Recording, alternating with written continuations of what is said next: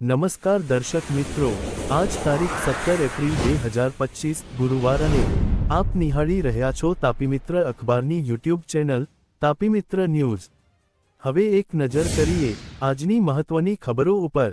ગાંધીનગરમાં પોતાની માગ સાથે છેલ્લા 32 દિવસથી આંદોલન કરી રહેલા વ્યાયામ શિક્ષકોના આંદોલનનો અંત આવ્યો છે। શિક્ષકોએ હાલ પૂરતું આંદોલન સ્થગિત કર્યું છે।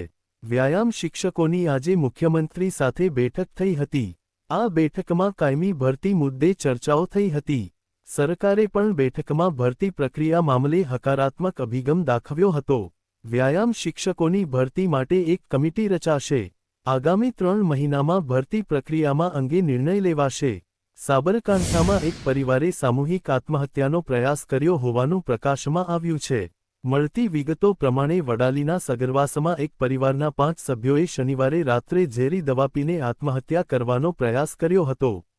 જાણકારી પ્રમાણે આર્થિક સંકળામણના કારણે પરિવારે આ પગલું ભર્યું હોવાનું પ્રકાશમાં આવ્યું હતું।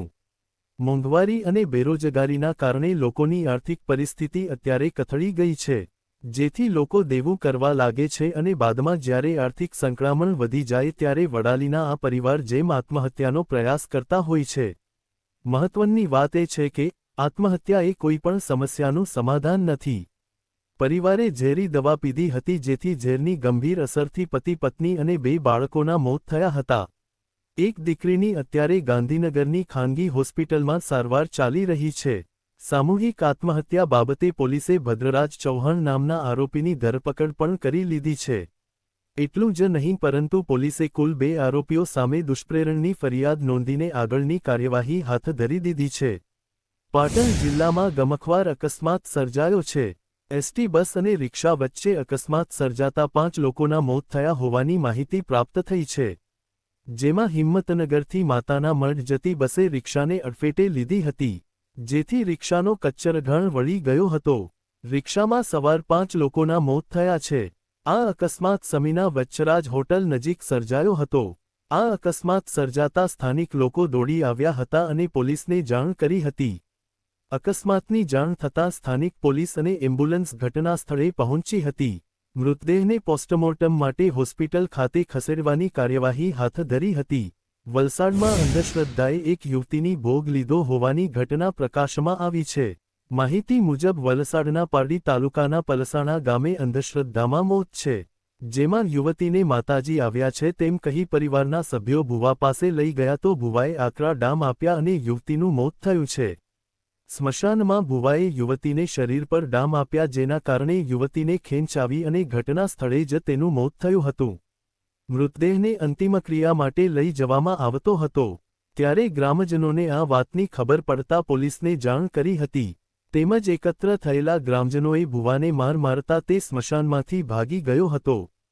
પારડી પોલીસે ફરિયાદ નોંધી વધુ તપાસ હાથ ધરી છે। જૂનાગઢના ગિરનાર પર્વત પર પ્રવાસીઓ માટે ચાલતી રોપવે સેવા તાત્કાલિક અસરથી બંધ કરવામાં આવી છે। નોંધનીય છે કે અત્યારે ગિરનાર પર્વત પર છેલ્લા 2 દિવસથી તીવ્ર પવન ફૂંકાઈ રહ્યો હોવાના કારણે મુસાફરોની સુરક્ષા માટે રોપવે સેવા બંધ કરવામાં આવી છે। ગિરનાર રોપવેને દક્ષિણ એશિયાનો સૌથી લાંબો રોપવે ગણવામાં આવે છે। અહીં દરરોજ હજારો યાત્રાળુઓને સેવા પૂરી પાડવામાં આવતી હોય છે, પરંતુ અત્યારે પવનની ગતિ વધુ હોવાના કારણે કોઈ અઘટિત ઘટના ન બને તે હેતુથી તંત્રએ રોપવેને બંધ રાખવાનો નિર્ણય લીધો। ભારતીય રેલવેના પશ્ચિમ રેલવે દ્વારા અમદાવાદથી ઉદયપુર વચ્ચે વંદે ભારત એક્સપ્રેસ ટ્રેન શરૂ કરવાનો નિર્ણય કર્યો છે, જેના કારણે રાજસ્થાનના લોકોને ઘણો ફાયદો થશે। ગુજરાત અને રાજસ્થાન વચ્ચે આ ટ્રેન શરૂ થવાથી લાખો લોકોને ફાયદો થશે। ખાસ કરીને વાત કરવામાં આવે તો વંદે ભારત એક્સપ્રેસ ટ્રેન શરૂ થતાની સાથે બંને રાજ્યો વચ્ચે મુસાફરી અને કનેક્ટિવિટી બંનેને પહેલા કરતાં વધુ સારી બનાવશે। નોંધનીય છે કે આ હવે સમય સાથે સાથે મુસાફરોને આરામદાયક અને આધુનિક મુસાફરીનો અનુભવ પણ થવાનો છે। અમદાવાદથી ઉદયપુર વચ્ચે લાંબા સમયથી ટ્રેનો ચાલે છે, પરંતુ હવે વંદે ભારત ટ્રેન શરૂ થશે તેનાથી વધારે ફાયદો થવાનો છે। આ વંદે ભારત એક્સપ્રેસ ટ્રેનમાં સંપૂર્ણપણે આધુનિક ટેકનોલોજીથી સજ્જ 8 એસી ચેર કાર કોચ હશે। આ સાથે આ કોચમાં સારી બેઠક વ્યવસ્થા, સ્વચ્છ વાતાવરણ અને હાઈ સ્પીડ જેવી સુવિધાઓ હશે, જે મુસાફરોને આધુનિક મુસાફરીનો અનુભવ કરાવશે। રેલવેની આ પહેલના કારણે લોકોનો સમય બચશે અને સુવિધા બંને મળી રહેવાની છે. નોંધનીય છે કે અમદાવાદથી ઉદયપુર રોડથી જવામાં 5 કલાકનો સમય લાગે છે, પરંતુ વંદે ભારતના કારણે લોકો ઉદયપુરથી માત્ર 4 કલાકમાં અમદાવાદ આવી જશે. ભિવંડીમાં બનેલી આંચકાજનક ઘટનામાં શરમજનક કૃત્ય જોઈ લેનારા 17 વર્ષના સગીરની હત્યા કરી મૌલવીએ તેના શરીરના ટુકડા કર્યા હતા. અમુક ટુકડા કચરામાં ફેંક્યા હતા, જ્યારે માથું અને શરીરના કેટલાક ભાગ મૌલવીએ તેની દુકાનમાં જ દાટી દીધા હતા. આરોપી આસામથી પકડાયા પછી 5 વર્ષ અગાઉના આ ભયાનક હત્યાકાંડનો પર્દાફાશ થયો હતો. થાણે ક્રાઇમ બ્રાન્ચના પ્રોપર્ટી સેલના સિનિયર ઇન્સ્પેક્ટર ગોરખનાથ ઘાર્ગેની ટીમે પકડી પાડેલા આરોપીની ઓળખ ગુલામ રબ્બાની શેખ તરીકે થઈ હતી. ભિવંડીમાં નવી બસ્તી ખાતેના નહેરુ નગર પરિસરમાં કરિયાણાની દુકાન ધરાવતો શેખ મસ્જિદમાં બાંધ પોકારવાનું કામ કરતો. મૌલાના તરીકે ઓળખાતો શેખ લોકોના દુઃખ દર્દમાં સલાહ આપી તેનું નિરાકરણ કરવાનું કાર્ય પણ કરતો. પોલીસના જણાવ્યા મુજબ નહેરુ નગરમાં જ રહેતો 17 વર્ષનો શોએબ શેખ 20 નવેમ્બર 2020ના રોજ એકાએક ગુમ થઈ ગયો હતો. ભિવંડી શહેર પોલીસે આ પ્રકરણે અપહરણનો ગુનો નોંધી તપાસ હાથ ધરી હતી. 3 વર્ષ વીત્યા છતાં પોલીસ શોએબને શોધી શકી નહોતી. આખરે 2023માં સ્થાનિક રહેવાસીઓ પાસેથી મળેલી માહિતીને આધારે શોએબની હત્યા થઈ હોવાની અને તેમાં ગુલામ શેખની સંડોવણીની શંકા વ્યક્ત કરાઈ હતી. મેરઠનો સૌરભ હત્યાકાંડ હજુ તો વિસરાયો નથી ત્યાં તો શહેરમાંથી આવો જ એક બીજો હત્યાકાંડ સામે આવ્યો છે.